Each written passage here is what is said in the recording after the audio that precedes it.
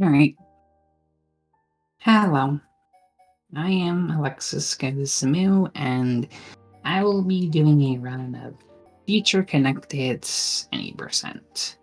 Um, we'll go and start right about now. Three, two, one, go.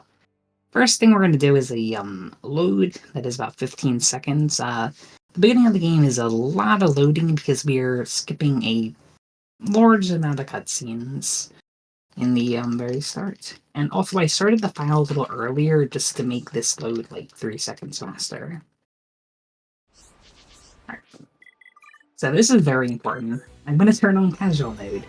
Basically, you take half damage, and you do twice the amount of damage, and it also gets rid of the agility penalties. What that basically means is that normally, if you don't have that on, you have to be close to the enemy's level in order to fight them. But if you don't have agility penalties, you don't have to deal with that. And now to do the menu at the start. We're going to set our party up for the rest of the run. So I'm going to be controlling Shulk, and we're going to be using Name. I'm also going to be removing and adding some arts to my other characters, and that's going to be important for later. And also, I got the perfect luck for this. So, very quick combat timer. We're invincible during this fight, and we're just gonna go and use some arts with Shulk, and it goes super duper quick. And now I just skipped like the entire story. But where we landed in the Bionic shoulder. We got shot down by a big laser. We don't know what it is, but we're gonna go and try to find out. And the two characters that joined Shulk and Melia, they're the characters from the main game. Those two snuck on board. Nene is going to be used throughout the run. She's our tank. Kino is a healer, and we do not need a healer at all in this run. So we will not be using Kino at all. There's a chance we'll see him in a cutscene, but probably not. And right away, we're gonna have a little thing we have to do here. If you jump when you're attacked, it basically cancels the animation. It literally saves like half a second or so over like getting hit, but it's worth doing it because this game is a lot of walking. We're going to be going to a town here to ask them what's going on, and then they're going to tell us to go to another town. And we'll go off to there.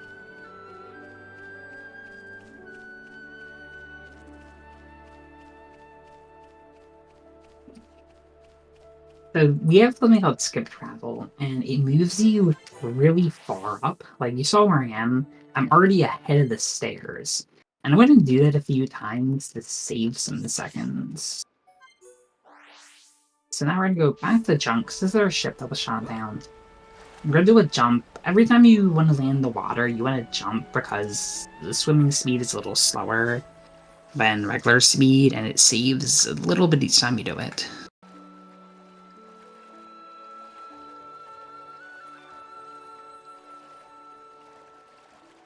Alright, we gotta be a little careful here. This is luck, but we can save time if the Volves don't see us. But unfortunately, they were both just facing us right away. So you see there's a little red circle.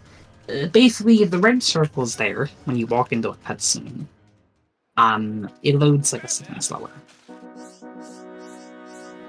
And the red speaking of circle is like the cutscenes, aggro. Sorry to interrupt. Go ahead. yeah, this gonna be the Pond Specters. They're gonna be our main damage dealer later in the run, but for now they're just gonna be 40 seconds of mashing.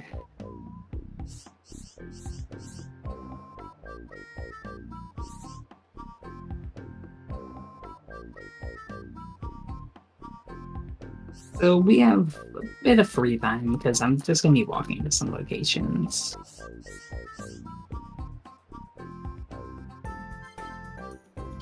I heard free time. Yep, we'll have plenty for this part. All right, well, I do want to remind everybody we still have all kinds of incentives open for runs that we have coming up today, including the SSX Tricky run. We have 2 different things that you can bid on for that. One is the bonus track showcase, donate towards. If it's Met Junior, will show off both bonus tracks in SSX Tricky, Pipe Dream, and Untracked. And then we have that bid where you can choose the character that Junior will play as in the SSX Tricky run. And currently, Cowardy is in the lead with $10. Now, there are no donations at all for Elise, Mac, or Zoe. So if you feel strongly about seeing one of those characters for only $11, you can put them in the lead. Alright. So anyway, we're gonna go to a big city. It's called Alchemoth, and it's gonna be floating, and we can't see it right now because we're going in a completely different direction. Because I want to get a bunch of skip travel points early on, so we can go to a bunch of places quickly later. So I got one over there that's gonna be close to the story goal. Then here, be one. We're gonna get it really far away from the location, by the way. And yeah, sometimes they'll see me do this. I'll like try to jump right on the edge because it saves a teeny bit. Now, this is going to be one of the bigger things. You see there's a lot of enemies. They can cause some problems. Like, it's not like a big deal if they see me. It's more if they start hitting me. Especially those lizards over there. They have a bind art, and that means you can't move, which is really bad. Also, it's bad because when you're not moving, they can hit you. So I'm gonna try to just avoid them. It's a little bit of a safety thing. Because we have to do this. It's gonna take a bunch of fall damage. And I'm gonna do it again. This is gonna save, like, a few minutes on movement. And that's why I was being careful in health, because you don't get your HP back in combat. So if I would have gotten bind, it'd be died. But we're all good now. That is probably the most difficult part of the marathon route of this run. So it's going to be smooth sailing from here.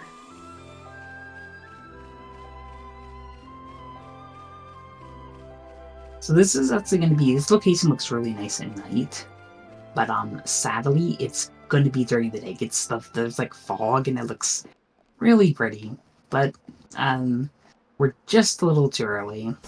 This also was a really high level area because we're going to like a story location for later in the game, but we just want to get the skip travel point here. This does seem like a really pretty game. You can just enjoy running around.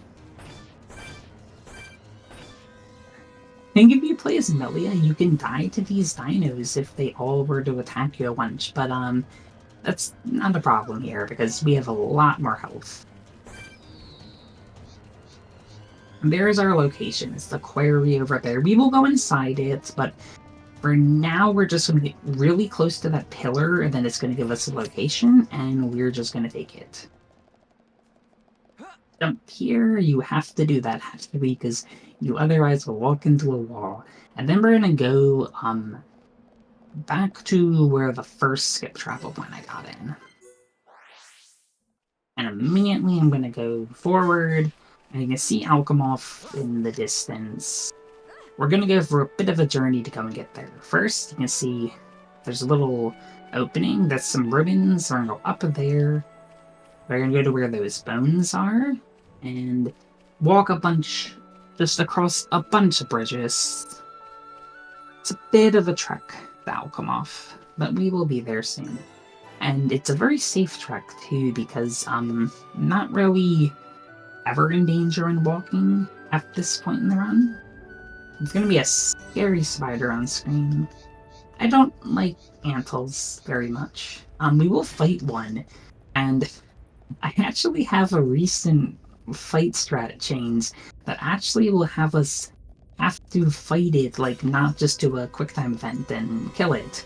I might do that this run, so we may actually have to see an antle, unfortunately. We'll get there then. It's a pretty recent thing. Alright, here it is. It's gonna be called Pillar Knoll. So I'm gonna down here. I'm gonna do what we did earlier with the skip traveling. I'm gonna like wait till around here, and we're gonna skip travel, and it's gonna go a little bit ahead. And there's our bridges.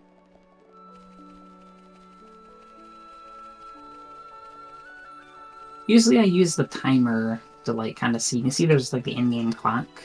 It's gonna be night around when we're almost on the bridges.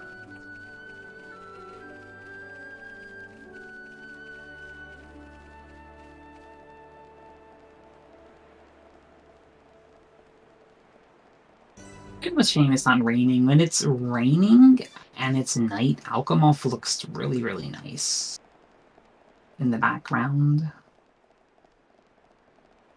Another bridge.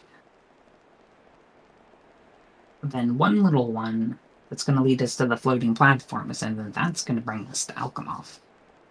That's a city from the main game, and it's going to be visited twice in the run. Once for the first boss, and once for the final boss. Because we're basically joining to fight something called the Fog King. We'll see them at the end. They can be a bit scary, but I hope they cooperate. We're gonna jump here. This is just because I want to avoid being hit by that enemy. We unfortunately don't get to see them on screen, but if they were to hit me, there's a chance they'd force combat, and so everyone would draw up their weapons, and I'm just gonna keep moving forward, but it does take a few seconds to draw your weapons. Alright. Gonna go up. Gonna go pretty close to the wall, but not enough to lose time from it. And we're also going to get into an enemy right here, and you can't get rid of this red circle, because we're coming up to a cutscene, so this load is technically slower, but it is always slower. Alright, hello, Alchemolf. Take the teleporter, and we're going to go and land really far away from where we're going to go, but this is another one of those skip levels, and you can see how far the goal is. We're just going to warp the main entrance, and it's already going to put us there. Anyways, we got one Pond Spectre in that cutscene earlier. We're going to get another one. This is Dryguy, and he wants to be a Hyanthia. And we're going to help him do that by collecting some feathers. We need to get 3 Pond Spectres of all 3 of the colors in order to get a Union Strike. And that's going to be the way we go and win all the fights. So it's important to do this quest. It's also a very easy one because we don't have to fight anything. We just collect 5 orbs.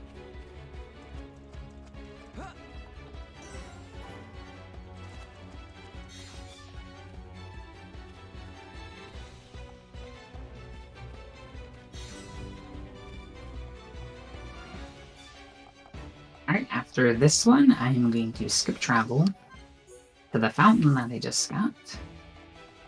That'll give us number 5, and 2 main entrants. Now we're going to turn in the quest, and you can see that, like, big orange hole.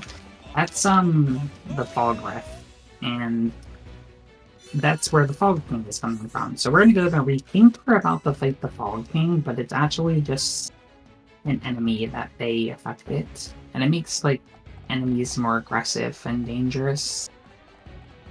So, we're going to fight the first boss.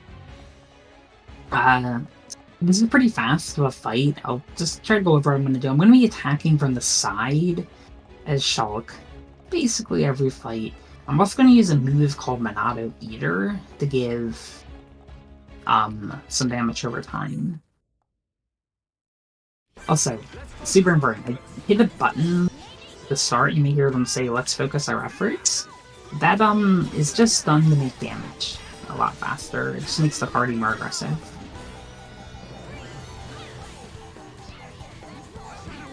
Alright, so Shadowfire reduces our aggro. And then we're just going to use arts.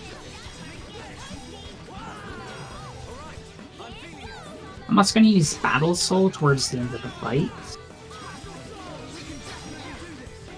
just to get the little talent gauge in the middle, the like silver white thing. That's the talent gauge, and when the talent gauge is full, I can use talent arts like Monado Eater. And managing that is not too big during this run, but I do want to try to have it for safety at full so I can do the quicker kills. Anyways, here's one of the skip travel points we got. So we rescued someone named Helene, and we're gonna go up to their laboratory now. And from there, we're gonna go and be told to go to another town. We couldn't go to this one before because there was a gate blocking our way. Don't follow here. I have actually done that a few times where I'm kind of not paying attention and I walk off that cliff. It's not the biggest deal, but it's pretty easy to not to. Alright, hello laboratory. Alright, skip that. And now we're gonna go back to Colonel.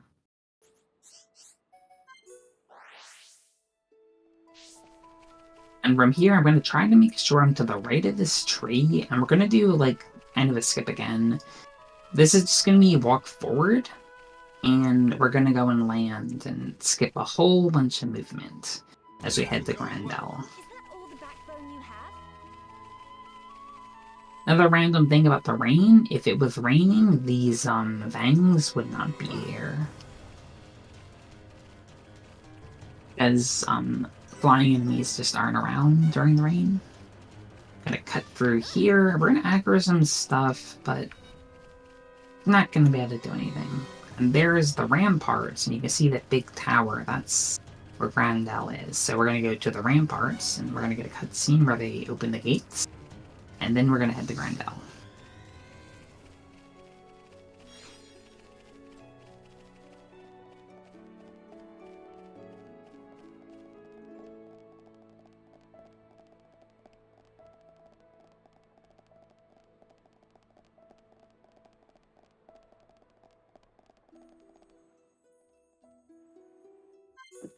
So from here, I'm going to immediately go right. You can kind of start walking before like the cutscene triggers, and it lets you go and move a teeny bit faster. And from Grandel, when we get this D, we're going to have to go and investigate some places, which just basically means we're going to skip travel to do some fights. Because the fog beasts, they're spreading, and they're going to be spreading right where we were outside of Alchemov, but then into Grandel as well. So we'll have to deal with that in just a few minutes.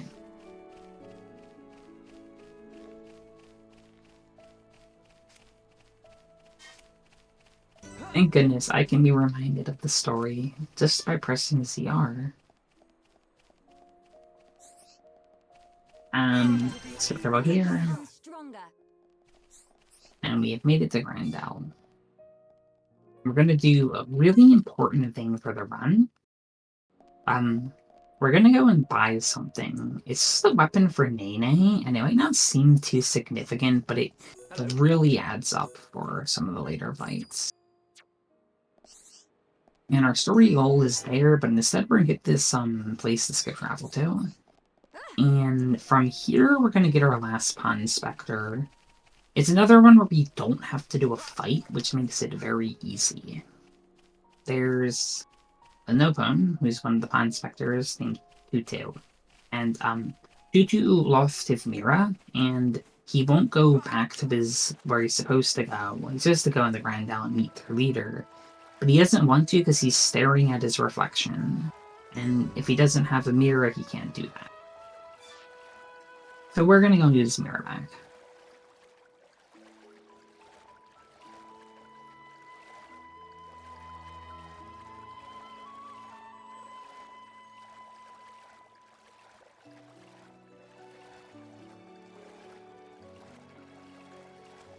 So this is another one that's pretty convenient about this run is we don't have to fight anything to get this, and that's really useful because it lets us get the Pond Spectre request finished, because you see there's that big turtle, but we don't have to fight him. And then we can go and run right here to Tutu. We already did this quest. It's also very nice that quest objects, anything that's red, is already spawned, even if you didn't get the quest. So you wouldn't be like some backtracking. I like Tutu. He's gonna tell us about the mirror, and we already have it.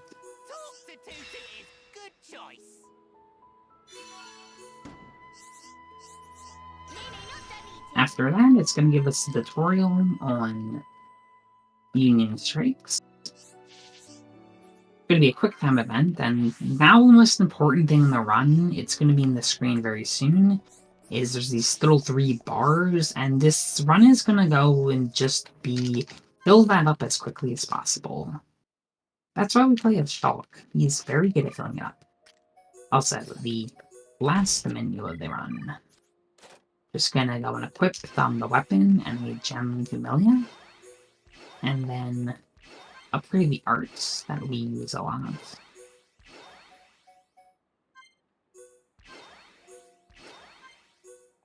I usually don't upgrade many arts on Nene anymore, but I will for this one. Now we're gonna go back to the island. Right outside Alchemoth. We're gonna fight Ponios. These are actually deceptively scary sometimes, so hopefully they are nice. Basically, I don't want them to use an art on 4. As long as they don't do that, it's a pretty consistent fight. Alright, they're using it, but it's okay.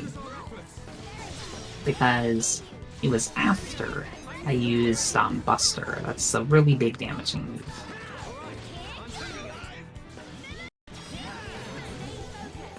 Although I did get, we see Shulk in the corner sometimes over his face.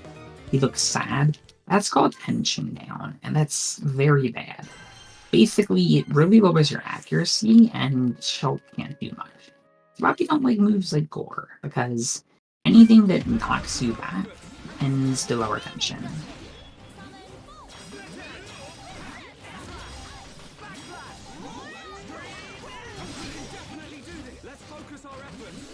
Also, I'm using focus attacks to switch targets, just to direct the party not to throw a bunch of arts on something that's going to die anyway. And it is kind of silly for the cutscenes that there's someone named Galvar, and he's been like stalking us this entire run, and he came to burn down Tillian's laboratory. So we're gonna have to go and fight him. First thing we're gonna do, open up with Silt Edge. Gonna lower his physical effects. And then we're gonna do our first Union Strike. Basically, the better I do on this, the more damage I do. And that means the faster fight, although it is also random to a degree. Now I'm gonna use Shadow Eye to lose aggro, get behind, and then hit everything with Buster.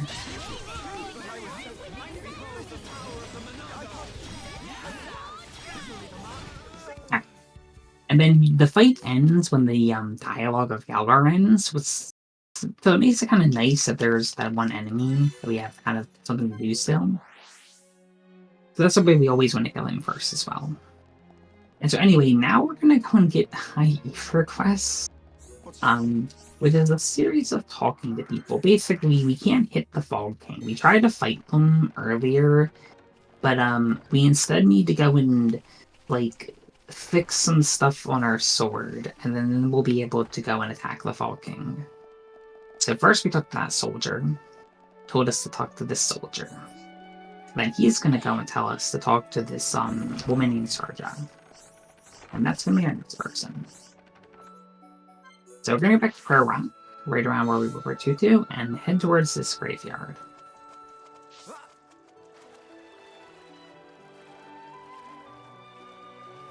Would now be an okay time to read a donation? Yes, it's really a nice time. All right, well, Jason LaRose sent in $256. Now, his donation came in a little bit earlier. We had some technical difficulties. We got it, so it came in during the first run. So it says, let's go Ryan Ford. That's for the run that was previous to this one. Let's go Sporadic Erratic. Well, that's me. And let's go Midwest Speed Fest. Incentive goes to Sporadic's choice. Well, my choice. I saw what you said earlier, Jason LaRose, and as much fun as it would be to see that cat get pet like 45 times. I would love that. I would love that, but I chose to put it towards our newly opened bonus game 2, Splatoon. If it's met, King J0444 will perform an 80% run of Splatoon. So we're looking for $500 to unlock that, and we're already $256 in. Y'all are doing fantastic. Good on giving donations for that. And all we're doing here is we're going to the quarry to die because we want to get a skip travel point. And then we want to die as soon as we get it. And got pretty good luck in that we died right when we got to the location. And then we go and spawn here, and the big crystal, that's where we want to go. So it puts us right behind it without having to actually go and fight or deal with any of those enemies. Now we're in good ground. And this is going to start a mini boss rush of sorts.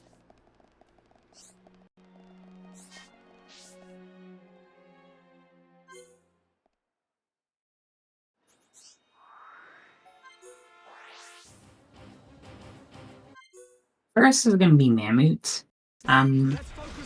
Basically, I want to go and topple them as soon as we can. Alright, weird. Basically, if that doesn't happen, they're gonna use a move that topples us. And that move topples us for a very long time. So it's very nice that that did not happen.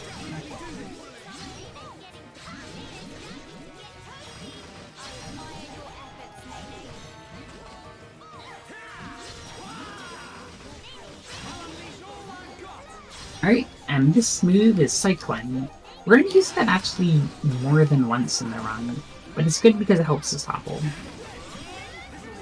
Nene also toppled, and we actually almost topple locked them for the entire fight.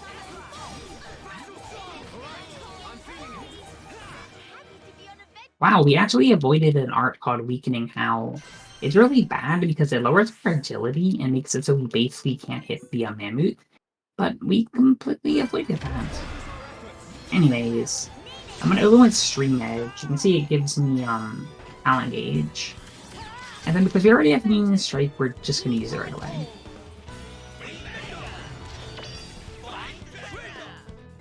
And this should one-shot them.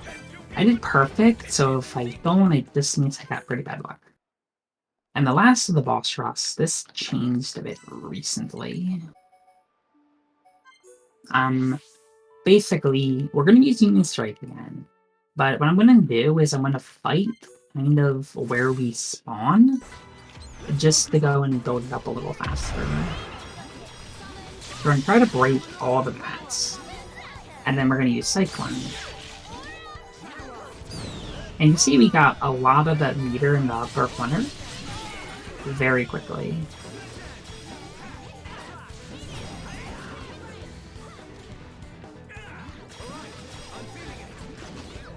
And then we're gonna go on top of them. Alright, and we got Union Strike. Pretty fast fight. Alright, not the best Union Strike, but that could work in my favor. Because, for a marathon run, we're gonna be actually building up gauge for the final boss. Speaking of the final boss, we are almost there already. So they're the Fog King. Now we can attack them. And the character, she's not on screen, but the character named Tyrea, she just gave us, like, a key. It's gonna let us go to the throne room. I think it's Melia's bedroom. And that's gonna be the final boss. So we're gonna go basically where we were earlier and go up this large ramp, but this time there's no boss to stop us. So we're gonna keep on going.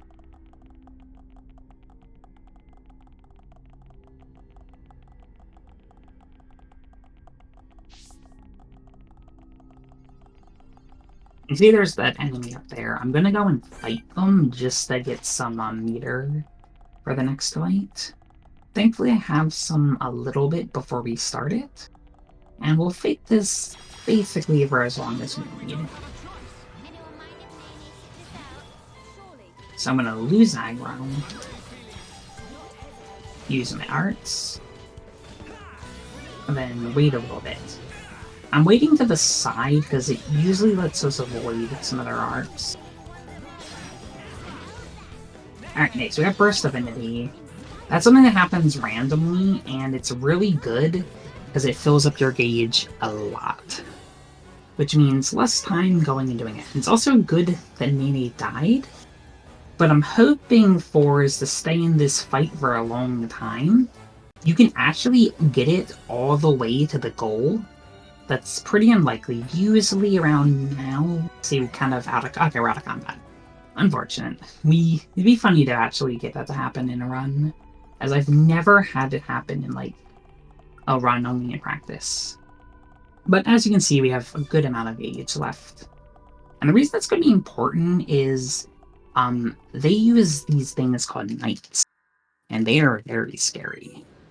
But if we use Union Strike at the start, we won't have to fight them. See, there's summoning them right at him. I'm going to Union Strike right away. And we're going to do a little one only. Like, I am mashing B. Technically, I could just not press a button, but I prefer just to mash B. Let's go take out Knights.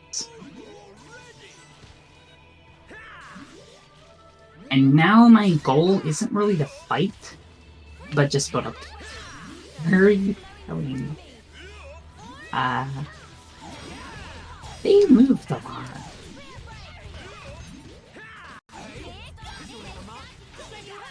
Alright.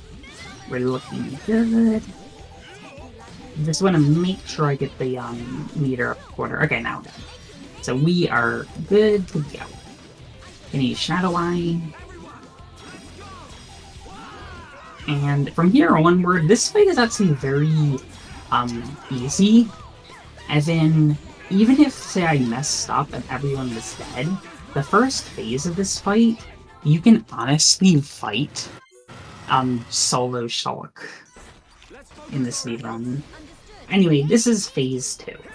So once again, they summon Knights. But this time they summon 3 Knights. So extra dangerous. So I'm gonna go and actually hit the buttons this time, because this time we're just going to try to win. So get rid of the Knights, and I'm going to be pulling the boss away from the party. There's a chance they'll use a move that is really bad.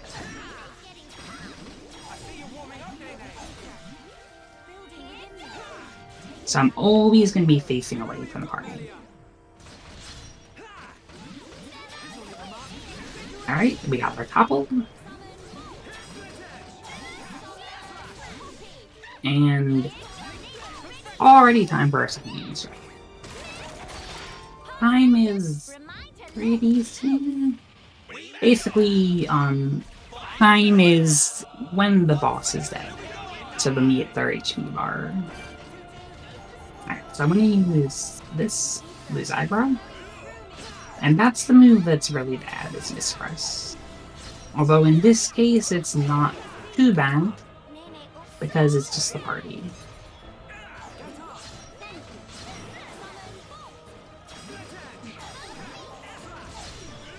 And see, that move on Collision Burst is really bad, because it actually does more damage if you get hit by Mispress.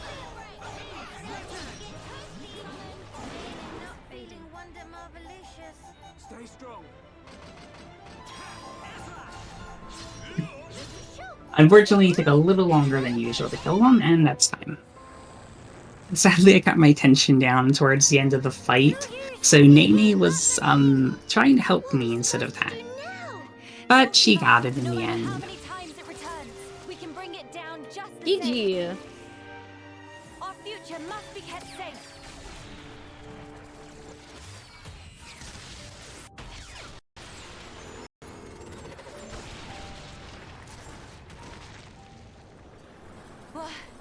What? Alright. So that is Future Connected. Why? 20% casual speedrun. Pretty short run if anyone ever wants to learn it. It's also probably the overall easiest run of the game for Future Connected For anyway. whatever reason, those explosions seem to be distorting and destabilizing the rift. Thank you so much for jumping in and doing this run.